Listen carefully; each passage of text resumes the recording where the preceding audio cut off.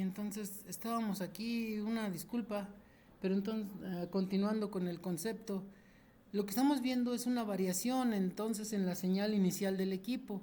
A esa variación inicial le llamamos ruido. Hay equipos que tienen un ruido muy pequeño, por eso la variación en el espectrofotómetro siempre la ponemos en la tercera decimal. Puede ser que haya equipos más sensibles, los espectros que yo he manejado siempre me dan hasta tres decimales. En la tercera es donde tenemos variaciones muy pequeñas, 1, 2 y a veces hasta 3. Si ya tenemos una variación mayor, ya tenemos problemas en la lámpara, hay que checar eso. Si es en el equipo cromatográfico, la variación puede ser variable, muy pequeña, muy grande, porque ya depende de muchas cosas. Depende del trabajo de la bomba, depende de la limpieza de las columnas cromatográficas y depende de algunos otros parámetros adicionales, como también el efecto que puedan tener los disolventes de la fase móvil, en fin.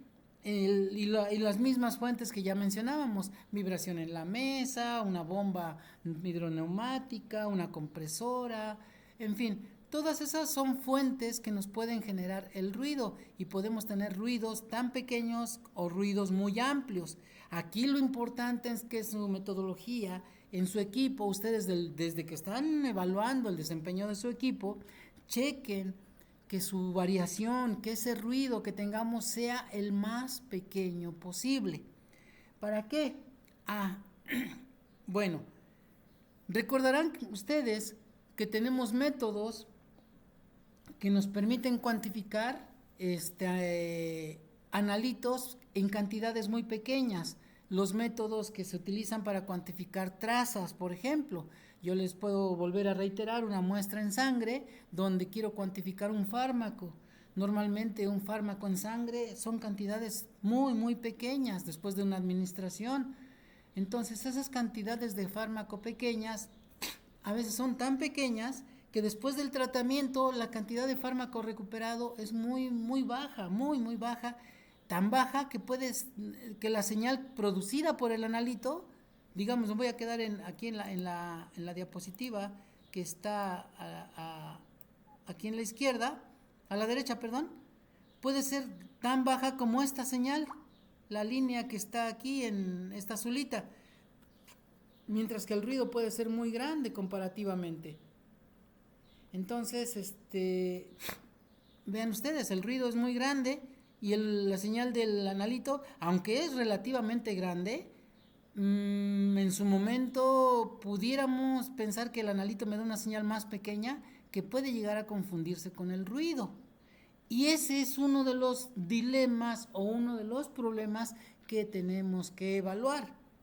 El límite de detección, ya como definición, se refiere a la cantidad mínima de analito en una muestra que puede ser detectada. Vean ustedes, yo tengo oscilaciones que me da el equipo de forma natural.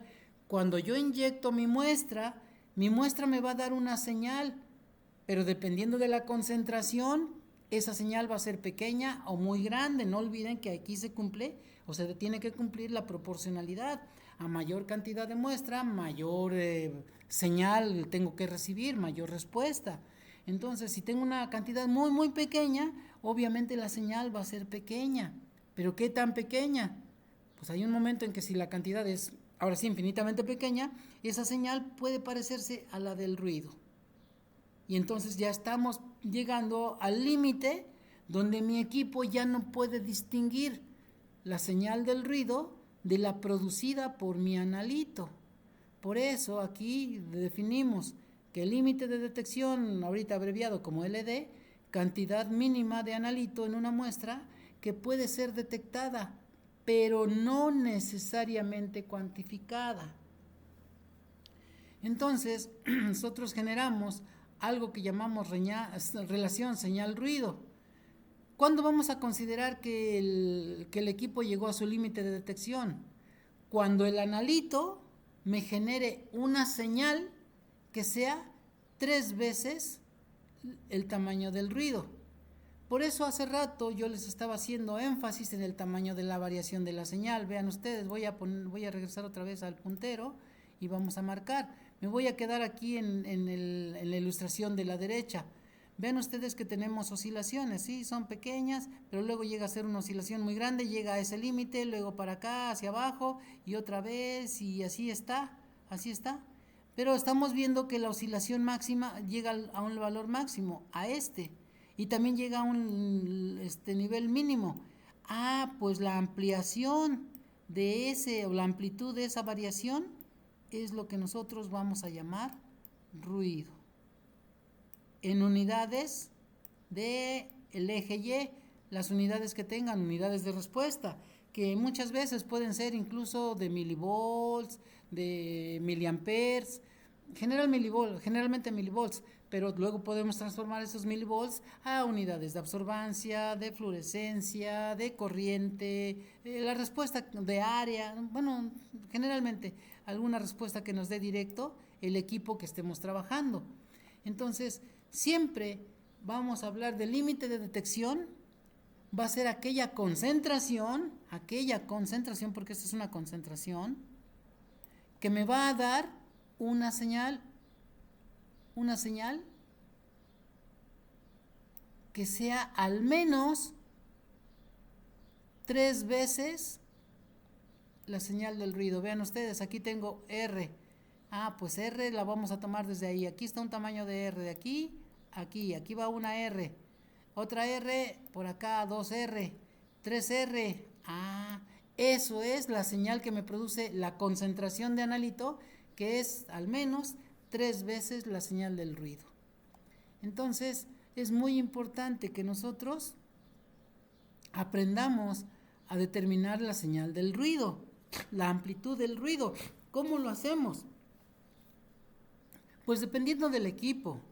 Muchas veces en un espectrofotómetro tenemos que hacer lecturas del blanco a lo largo de un tiempo, digamos 1 minuto, 2, 3 minutos, tomar lecturas y pues sacar un promedio de las variaciones. Podemos tomar ¿cómo se llama? No es un promedio, tomamos la lectura más alta, la lectura más baja y la diferencia, eso es el tamaño del ruido.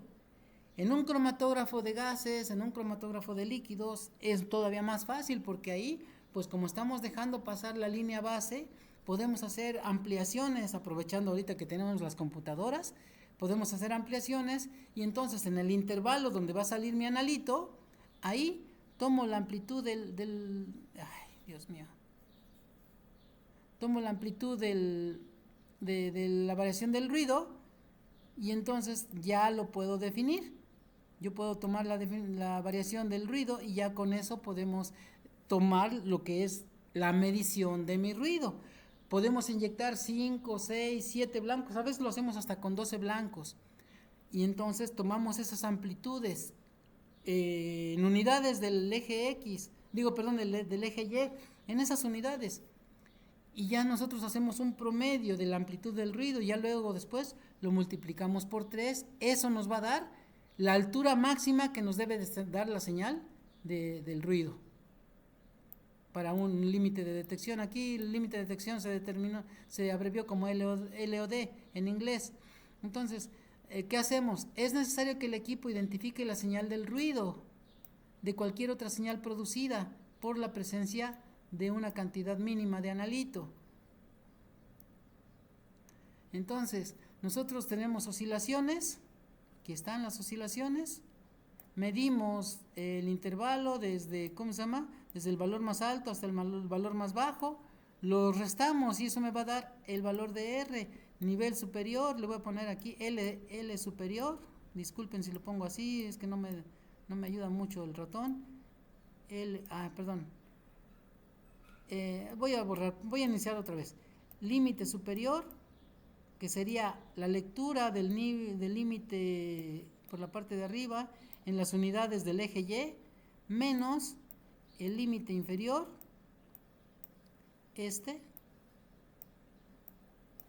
en valor absoluto, esa diferencia me va a dar la amplitud del ruido. Y entonces, ahora ya tengo cuál es el nivel del ruido. Ahora, ¿cuál es el nivel o la señal que voy a considerar límite de detección? primero algo muy importante. Aquí las unidades del ruido son unidades de mi eje Y. Vean ustedes. ¿Sale? Entonces, son unidades de absorbancia. Pues aquí, si lo vemos, más o menos, lo voy a poner aquí en punto 402. Vamos a hacer esa diferencia. 1, 2, 3, 4 ceros, 2. Ese es el límite superior. Valor absoluto, menos. Y abajo, ¿qué tenemos? Más o menos aquí en menos 0,004. Entonces, le vamos a poner menos 4 ceros, 1, 2, 3, 4 ceros decimales y un 4 ahí como número. Si hacemos la operación, menos por menos nos da más. Y entonces nos quedan 4 ceros 2 más 4 ceros 4, lo que al final nos daría un número como este. 4 ceros, 6. Este es mi nivel de ruido.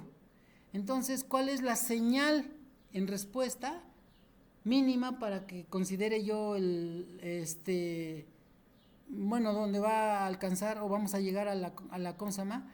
Al límite de detección? Bueno, primero entonces vamos a multiplicar R por 3. Si esto es mi valor de R, entonces esto es R, ya como ejercicio, 3R es 3 veces este valor, 0.40, qué lástima que le puse un montón de ceros, ¿verdad? 406, ¿eso cuánto me da? Hagan ustedes su operación, por favor, y según yo nos va a dar 0.0003 ceros, 18 en unidades de absorbancia.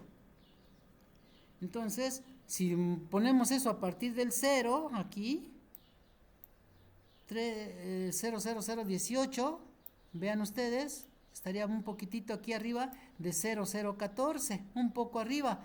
Ese es el nivel de señal que me tiene que dar la concentración que yo voy a considerar como límite de detección. Ahorita, si no me han entendido, por lo pronto ya vimos la señal que para mí va a ser el límite de detección en absorbancia. Pero ahora yo necesito a esta absorbancia, a estas unidades de absorbancia, asociarle una concentración que me debe de producir esta absorbancia. Esta concentración es lo que nosotros vamos a llamar límite de detección. ¿Cómo hago eso? Bueno, déjenme ver si tenemos el ejercicio aquí adelantito. No lo tenemos.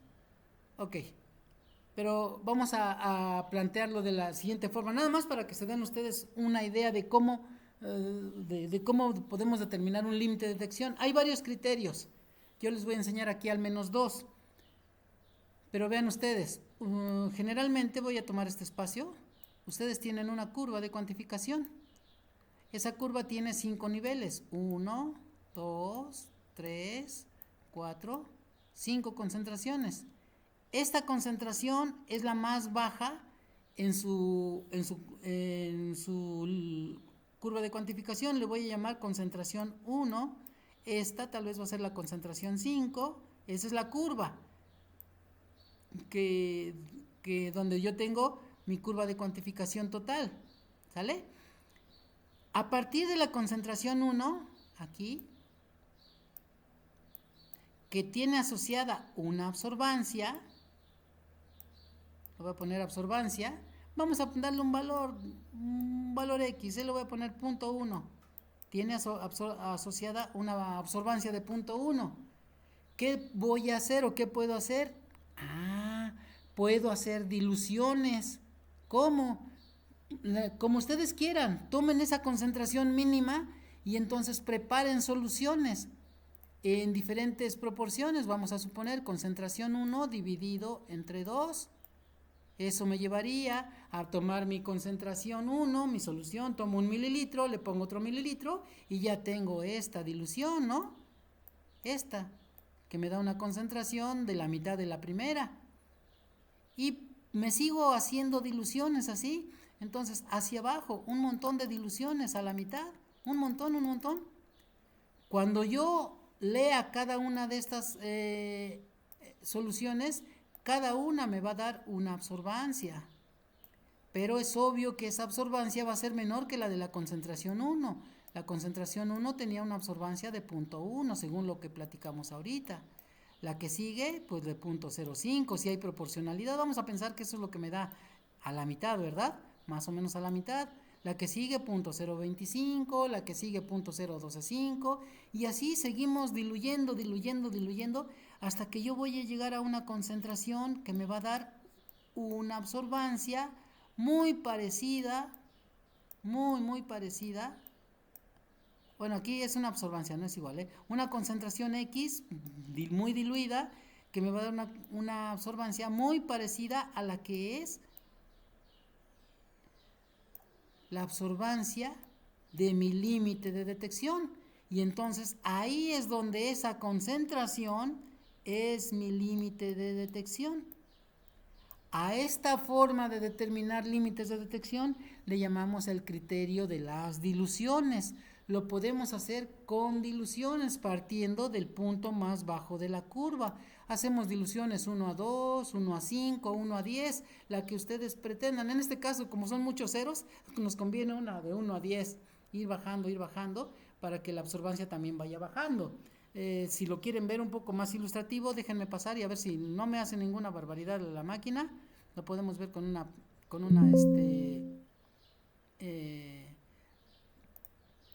con una hoja de Excel. Déjenme abrir una hoja de Excel, por favor.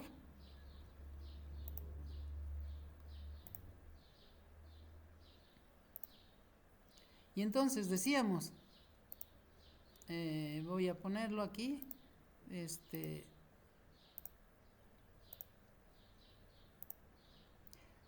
vamos a hacer un poquitito amplia la lectura. Y entonces decíamos, aquí la concentración, dijimos que la concentración era de la más baja. ¿Qué concentración le dimos? ¿No se acuerdan? ¿Me ayudan? Una concentración 1, solo vamos a dar un valor pequeño. No le dimos valor. Vamos a decir que el valor era de 10 microgramos por mililitro. ¿Sale? Y esa concentración me dio una absorbancia de 0.1, que fue el ejemplo que pusimos. Pues, pero ahora vamos a hacer diluciones. Ese es el punto más bajo, la concentración más baja. No le estoy poniendo unidades, pero son unidades de concentración para que no nos quede duda. Microgramos sobre mililitro. Esos son ejemplos, no lo olviden.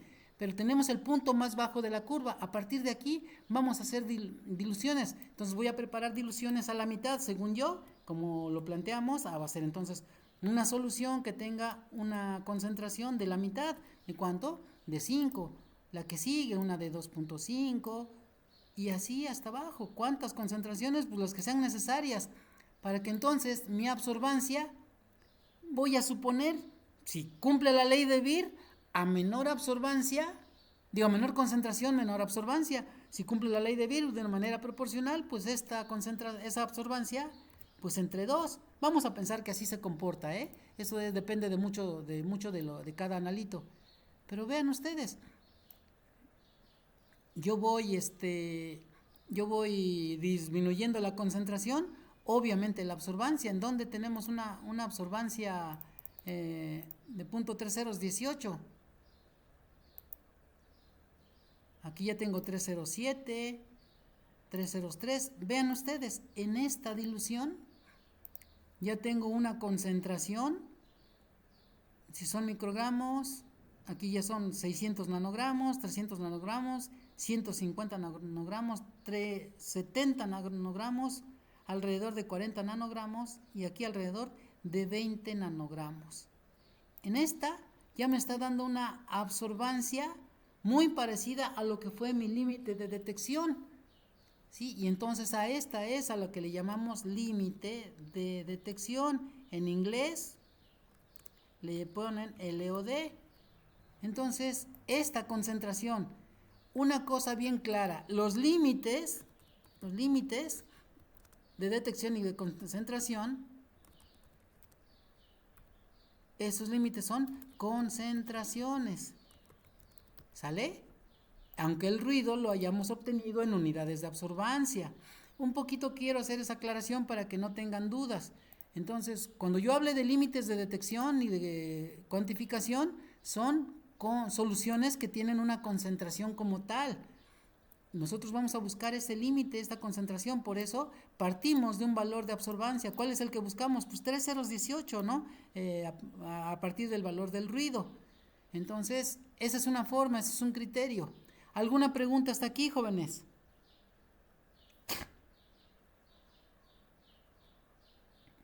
¿Jóvenes? No, doctor. ¿No? Ok.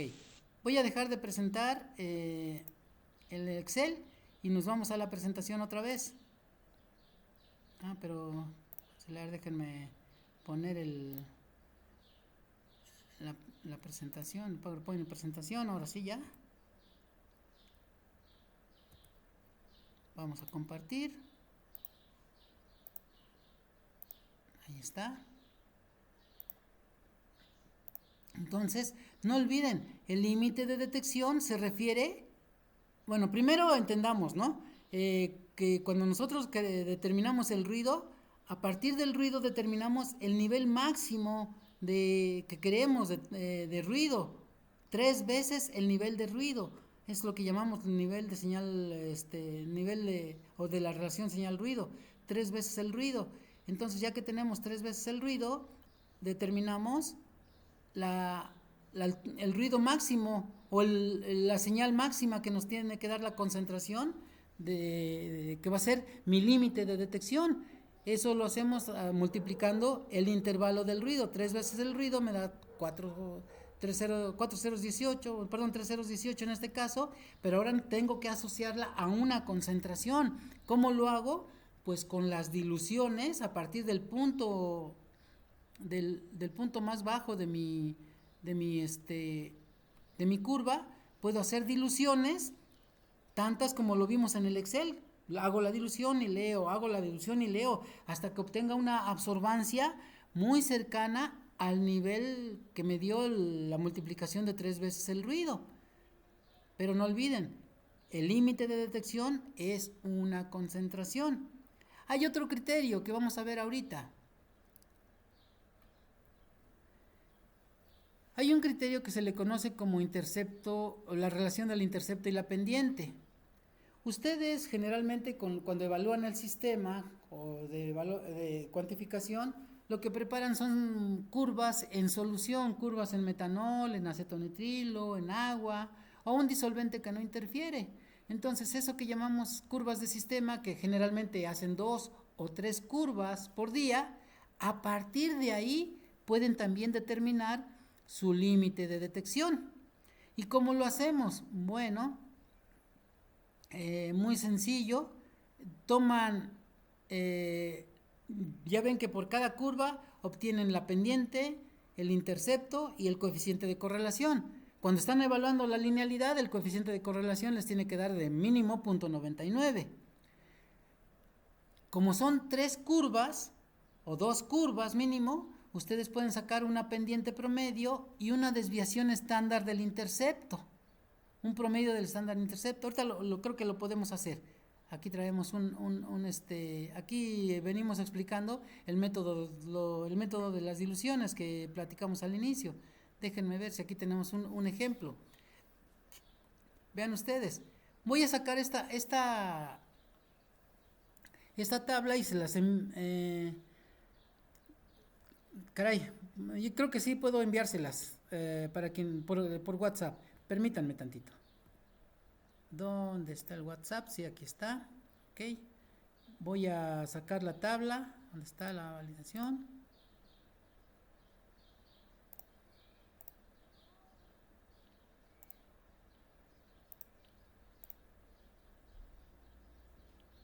Vamos a ponerla en esta tabla de Excel. Ahí está.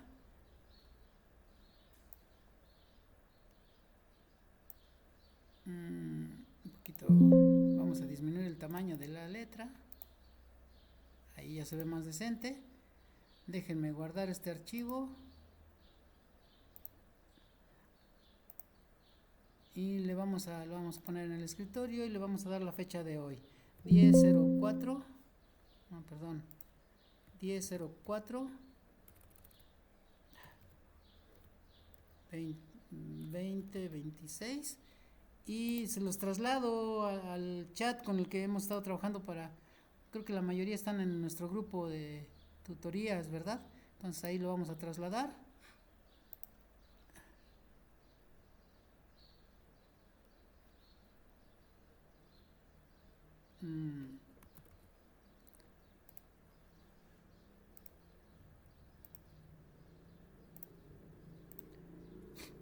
Ahí lo pueden tener para quien lo pueda descargar. ¿A alguien más no está en este chat, por favor, de tutorías?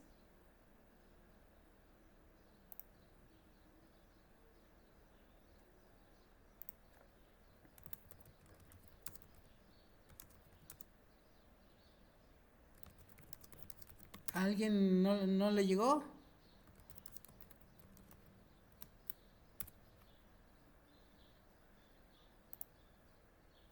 Ok, entonces voy a compartir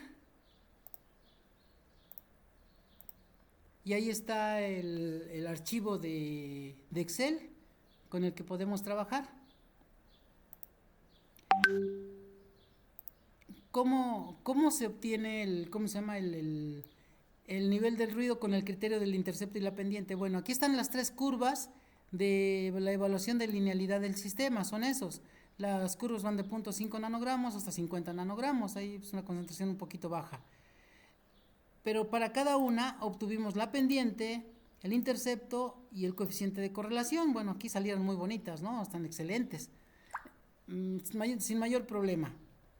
Ahora, ¿qué hacemos? Bueno, vamos a calcular promedio, la desviación estándar y coeficiente de variación. Pero no de las concentraciones, esas las vamos a dejar muy aparte. Vamos a obtener promedio de la pendiente, promedio de las desviaciones del intercepto y luego sus desviaciones estándar, si gustan el coeficiente de variación. Vamos a hacerlo. ¿Cómo? Pues bueno, ya de alguna manera vimos el uso del Excel, ya manejan ustedes también un poquito las funciones. Nos vamos aquí a la ecuación de funciones y ya sabemos que si no la tenemos en las usadas recientemente, pues nos vamos a las estadísticas. ¿Qué queremos? Promedio. Pues vamos, promedio de la pendiente, ¿verdad? Es la función que andamos buscando. Nos vamos a buscar el promedio.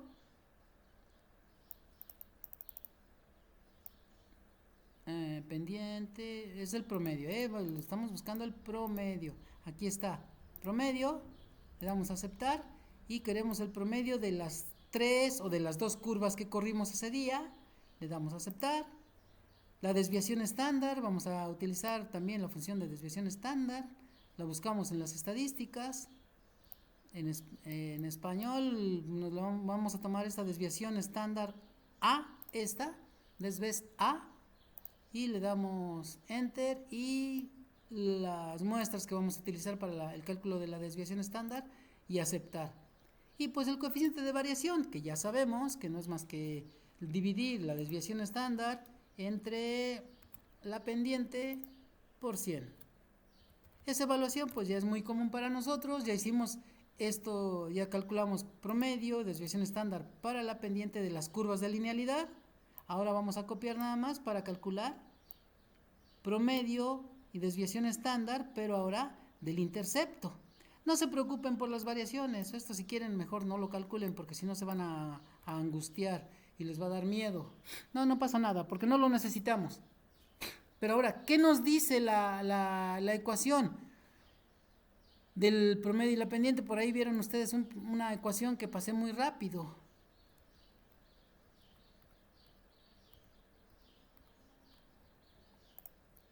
Permítanme, la estoy copiando. En la presentación nos daban esta ecuación, no la meditamos, no la vimos. Ahorita nos regresamos, pero nos dice aquí, el límite de detección de acuerdo a los criterios de la pendiente y el intercepto, nos dice que el límite es igual a 3.3 por el promedio de la desviación estándar del intercepto entre el promedio de la pendiente de las curvas. Vamos a hacerlo un poquito más sencillo, más en español. Desviación estándar, o promedio de la desviación estándar, o más bien desviación estándar de la pendiente, del intercepto. Desviación estándar del intercepto. Aquí está desviación estándar. ¿Y cuál es mi intercepto? Pues era el segundo, ¿verdad? Aquí lo vemos. Aquí está mi intercepto, lo vamos a poner en verdecito. En un color verdecito. El incoloro es la pendiente. La desviación estándar del intercepto es este. Le vamos a dar un color así medio cafecito.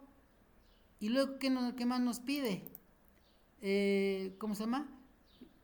La pendiente promedio o el promedio de la pendiente. Pues si nos regresamos al cálculo, promedio de la pendiente. Nuestro promedio va a ser este, que le vamos a poner un colorcito medio azul. Nos pide esos dos valores y entonces ahora sí calculamos. Límite de detección, o si ustedes lo escriben en inglés, digo, nadie les va a discutir eso, los dos son válidos. Vamos a calcularlo. ¿Cómo se calcula? Pues vamos a poner una ecuación aquí, no me deja, ahí está, signo igual, y nos dice dividir la desviación estándar del intercepto. ¿Cuál es la desviación estándar del intercepto? Desviación estándar de mi intercepto, que era el renglón verde, ahí está. Lo dividimos entre el promedio de la pendiente, aquí es el promedio, y mi pendiente quedamos que era el renglón incoloro, ya está. Y luego lo multiplicamos por 3.3, que es precisamente ese valor de 3 veces el nivel de ruido, 3.3. Este valor nos tiene que dar en concentración. Si ustedes hacen el análisis dimensional, esto les va a dar unidades de concentración. ¿Cuáles son mis unidades de concentración? Nanogramos sobre mililitro. Perdón, es que aquí lo puse en mayúsculas. Nanogramos sobre mililitro. Ese es mi límite de detección. De la misma forma, podemos calcular el límite de concentración, o el límite de cuantificación, perdón. Voy a regresarme un poquito a la presentación. Entonces vamos a dejar de presentar ¿dónde está? Vamos a dejar de presentar el Excel y nos vamos a la presentación. No lo voy a tomar en formato de presentación, nada más el archivo. Si lo alcanzan a ver, ahí está. ¿Sale?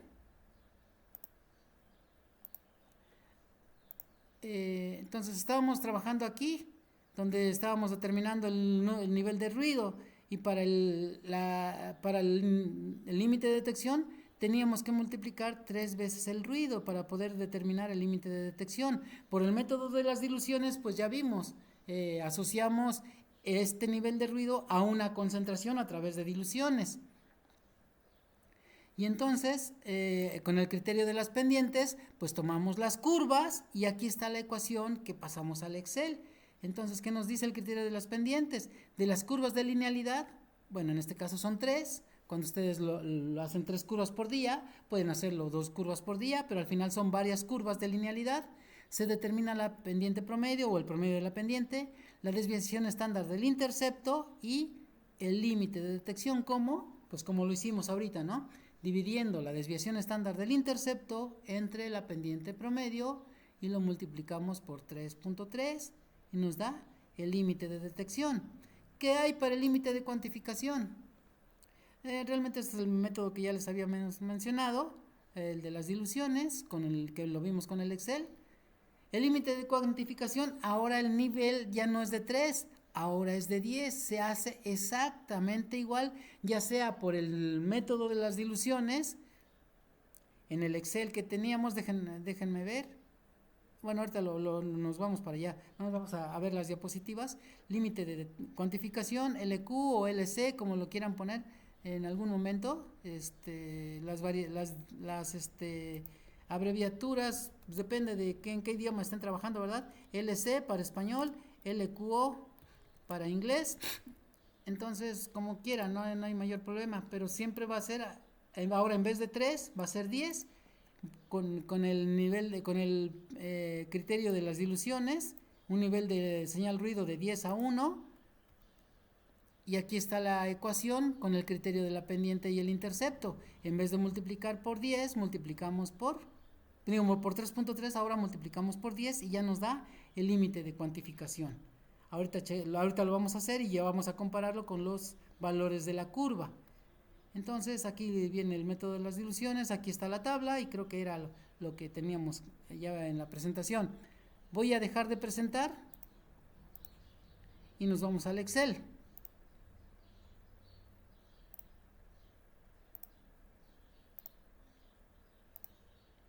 Ya determinamos el límite de detección, ya lo vimos ahí, aquí está su valor. Límite de cuantificación con el criterio de las pendientes y el intercepto tiene una ecuación semejante, la vamos a jalar de la presentación, permítanme.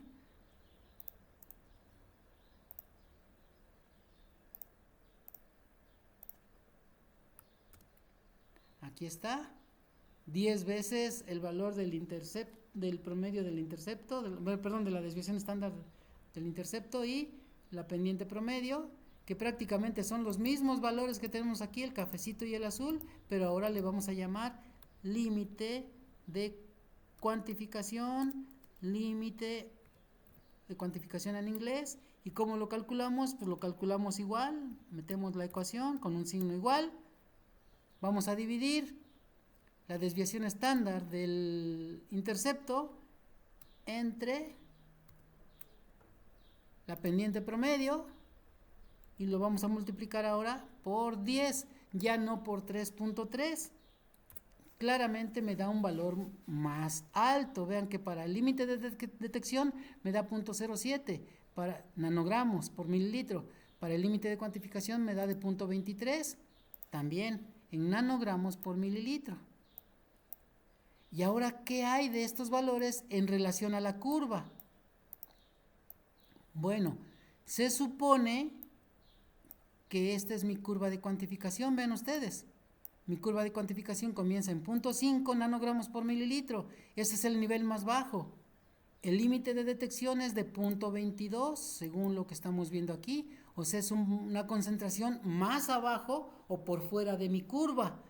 Y obviamente el límite de detección tiene que estar todavía más abajo. Pero no olvidemos las definiciones. Creo que no les di la definición del límite de detección. Por lo pronto voy a regresarme a la presentación en PowerPoint. Voy a quitar el Excel, pero no lo olviden. Si yo pongo esas concentraciones, los límites, estos están por abajo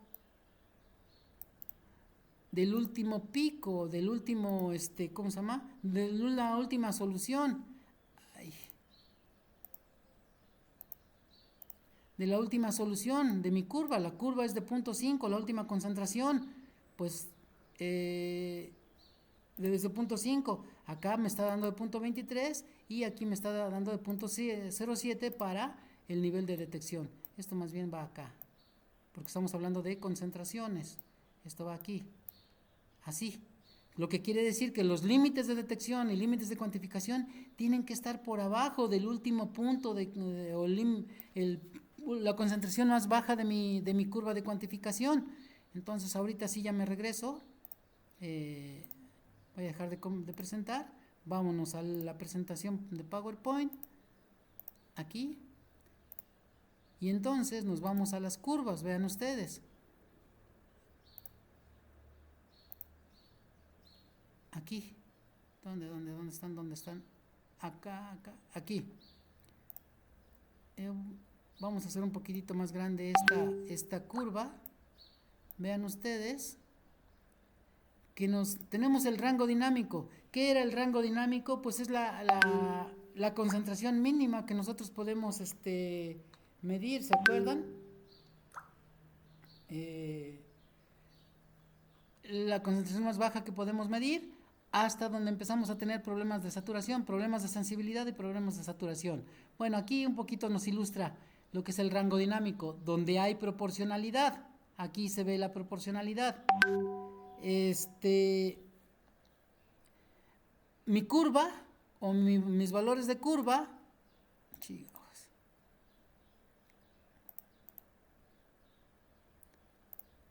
mis valores de curva van pues las 5 concentraciones que tienen que estar en el intervalo proporcional.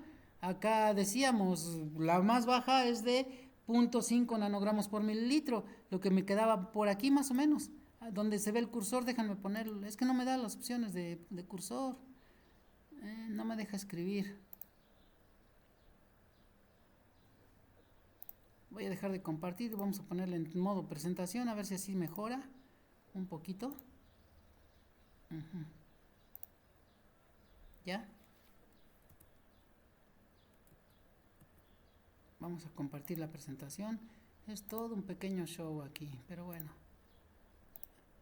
Ahí está. Ya está Pero ahora ya no puedo mover la ilustración, no importa. Ya podemos poner las opciones del puntero. Le damos aquí a la pluma.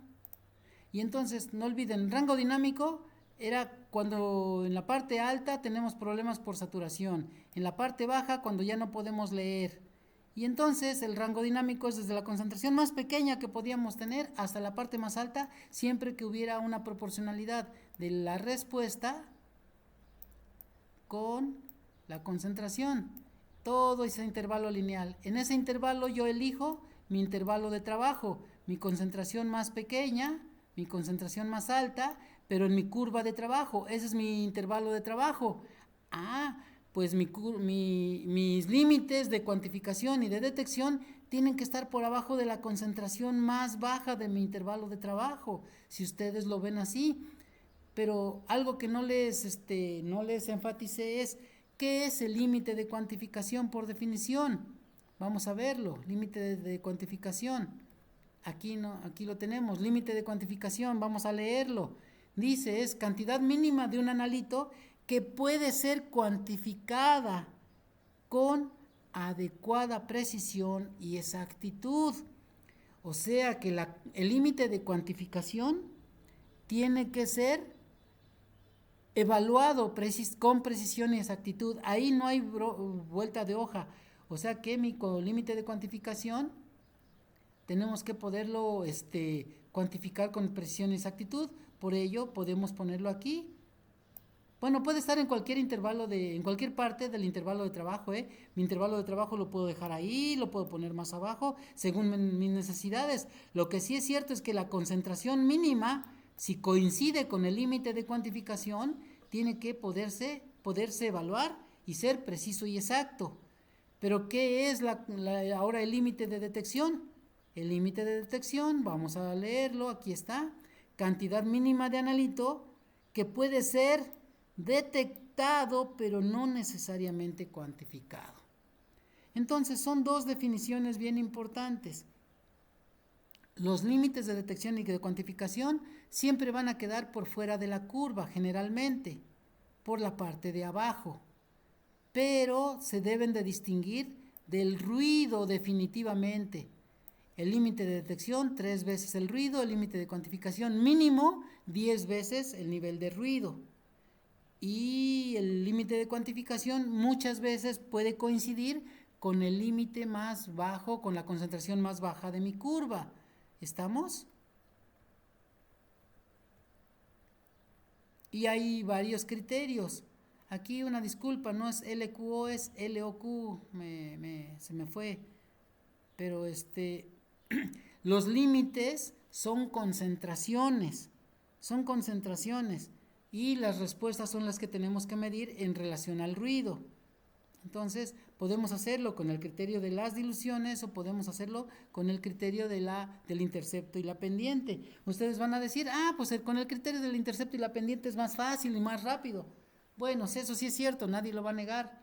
Lo único malo es que cuando nosotros presentamos un reporte, un informe de validación, la ICH, la FDA, generalmente nos piden que los límites de detección y de cuantificación los reportemos al menos por 2 metodologías. Ese sí va a ser un pequeño dilema. Entonces, lo pueden hacer por el criterio de las pendientes y lo pueden hacer por el criterio de las diluciones. Este, entonces, pues esto es parte de lo que podíamos platicar acerca de los límites de cuantificación y de detección. ¿Alguien tiene algún comentario hasta aquí?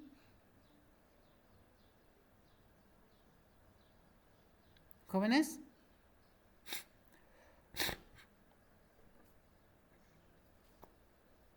¿Jóvenes? ¿Sí están por ahí o sí me escuchan? Sí, Doc, pero no hay preguntas. No hay preguntas, ¿por qué no hay preguntas? No son, dejen, no tengan miedo, no me los voy a comer. Bueno, pues una que me acaba de surgir. Dígame. ¿Alguno de los dos métodos que se refiere es más confiable que el otro o están igual en confiabilidad? Ahí el detalle. No es que sean confiables o no. No se les olvide que aquí viene muy relacionado la calidad de nuestras determinaciones.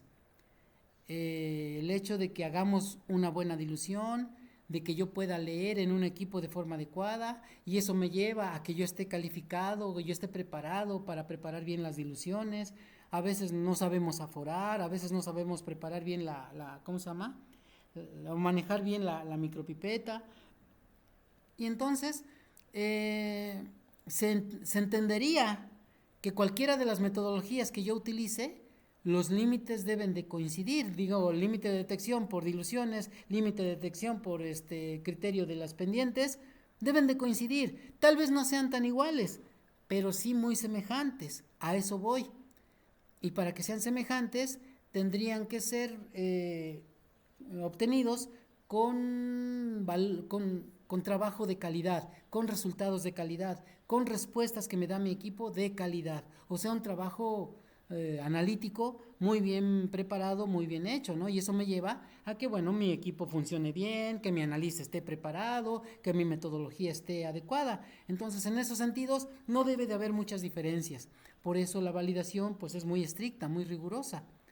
Entonces, no debe haber diferencias. En teoría deberían ser idénticos. No es posible, dada la situación de que somos humanos, ¿verdad? Pero sí tenemos ese problema. Tendríamos ese problema. Una pequeña diferencia, cuando se hace muy bien, casi no hay diferencia, ¿eh? Ya lo hemos visto en muchos casos. No sé, ¿alguna otra pregunta? ¿No? Ok. Miren, jóvenes, yo creo que son 11:30. Y ya nada más nos quedan dos o tres, son dos temas que nos quedan. Me gustaría platicarlos un poquitito de forma amplia y no nada más pasarle las diapositivas. Eh, Son dos puntos sobre la validación que nos quedan pendientes. Uno es la robustez y la tolerancia. Y el último punto que es la estabilidad de muestra. Yo creo que esto lo voy a dejar, me voy a tomar otro viernes adicional para que lo podamos platicar un poquito con cierta amplitud y no con cierta ambigüedad. Ahorita les puedo decir, sí, bien rápido, aquí en 5 minutos, y ahí tienen que hacer estas determinaciones. Pero la realidad es que no me gustaría dejarlo así.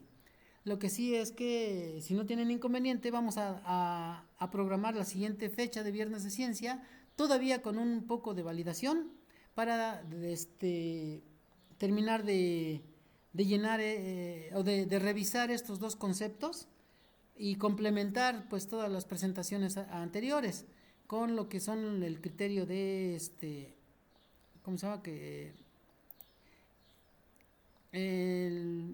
Los criterios para la determinación de los parámetros de validación.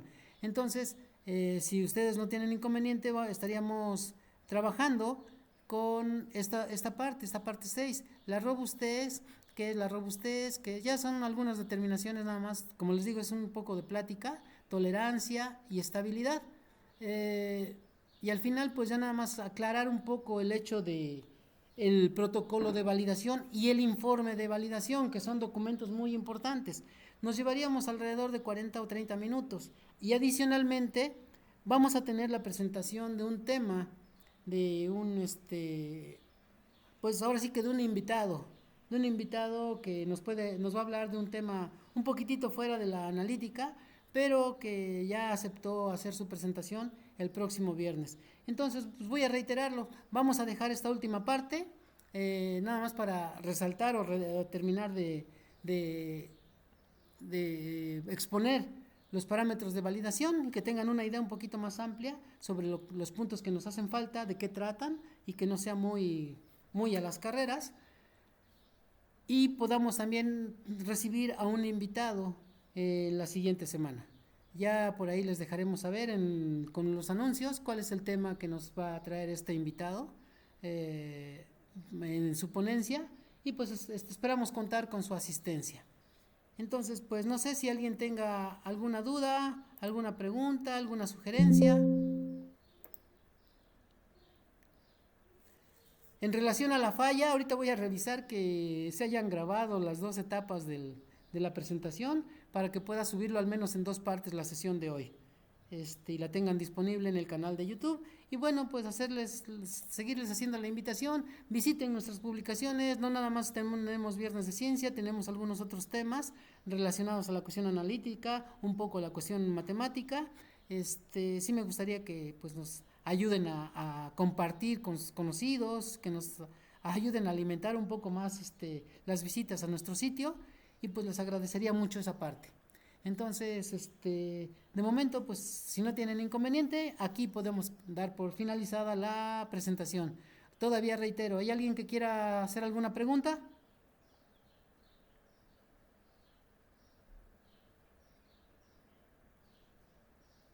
¿No? Pues jóvenes, entonces pues les agradezco mucho su asistencia, les agradezco su participación y nos estaríamos viendo la siguiente sesión, que está para el día 17 de abril, para terminar nuestra temática de validación de métodos y recibir la presencia de un invitado especial. Pues que tengan bonito fin de semana, disfruten y esperemos vernos pronto pues ya un poco de manera más física, digamos, ¿no? Pero mientras, estamos aquí para servirles. Cualquier duda, por ahí tienen nuestros correos, escríbanos y estamos para atenderles. Mucho gusto. Buen día, jóvenes. Gracias, doctor. Hasta luego. Gracias, hasta luego. Hasta luego.